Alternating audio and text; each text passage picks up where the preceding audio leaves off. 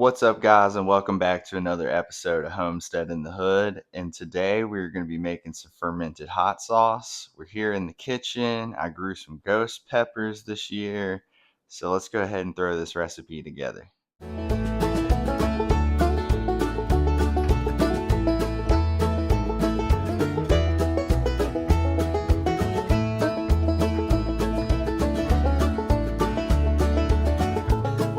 Alright, so this is everything you're going to need.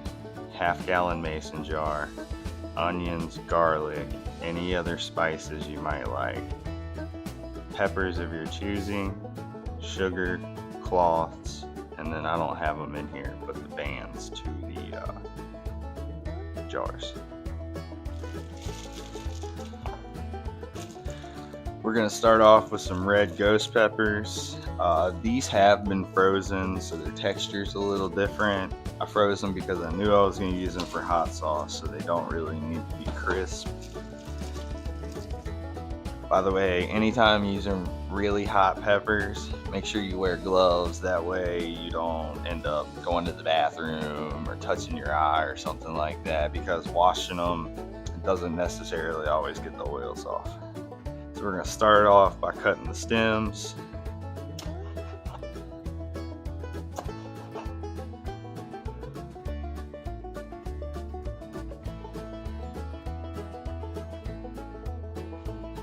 Alright, so now that we got our stems cut off our peppers, we're going to go ahead and divide these up into these two jars. Now you could put all this in one jar. The wife wanted me to divide it up because she thought I was going to try and kill somebody. Then we're going to add our onion.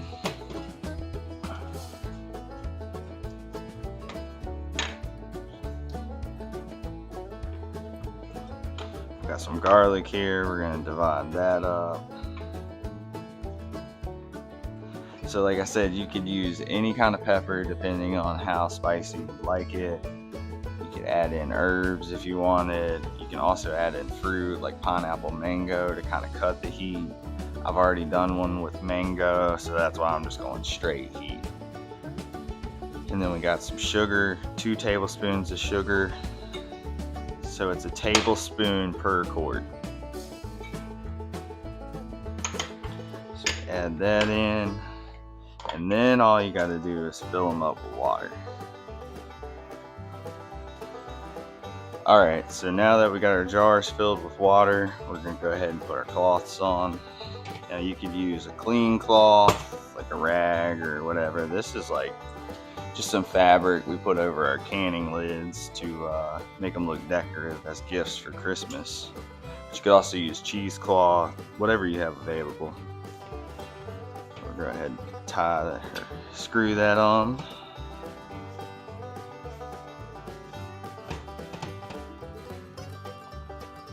Alright, so we should have something like this. So this isn't finished yet. We need to put this in a cool, dark place for 2 weeks. One thing I do need to say is normally you should use a glass weight to keep all your solids underneath the liquid. I don't have glass weights, and if you don't have glass weights, it adds a little more work to this. No glass weights, you need to stir it like 2 times a day so mold doesn't develop on the top. But yeah, we're gonna put this in a cool, dark place for 2 weeks, and then once the 2 weeks is up, we'll come back and I'll show you how to finish it. Alrighty, so our hot sauce has been fermenting for 2 weeks, so it's time to take this to the next step, which is we've got to strain the solids from the liquids and blend them up. So yeah.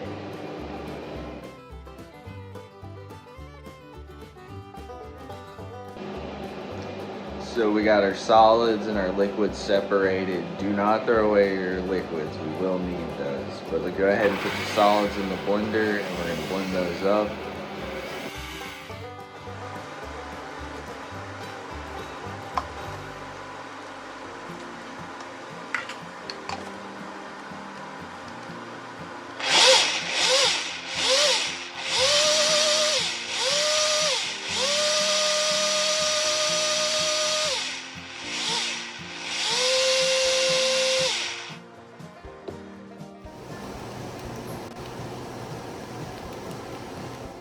So we got everything all blended.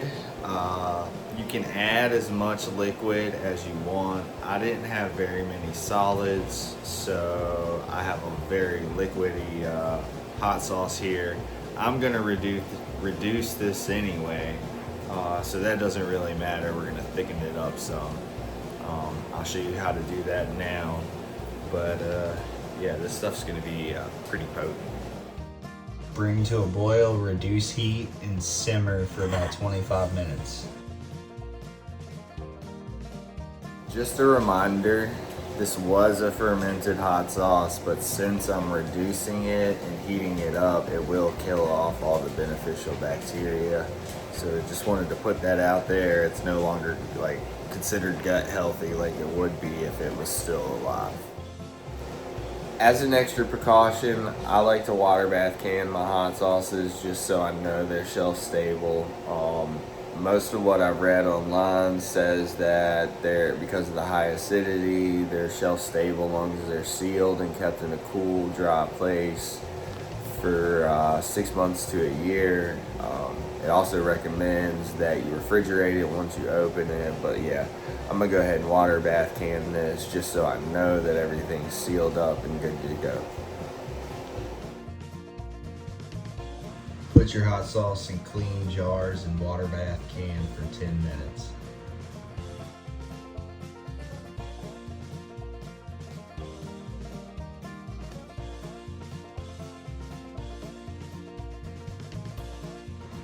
Then let cool for 24 hours before checking seals and storing.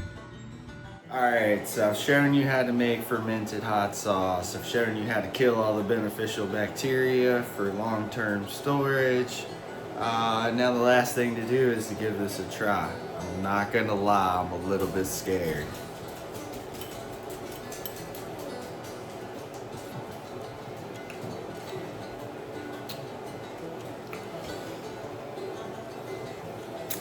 Yeah, that's hot.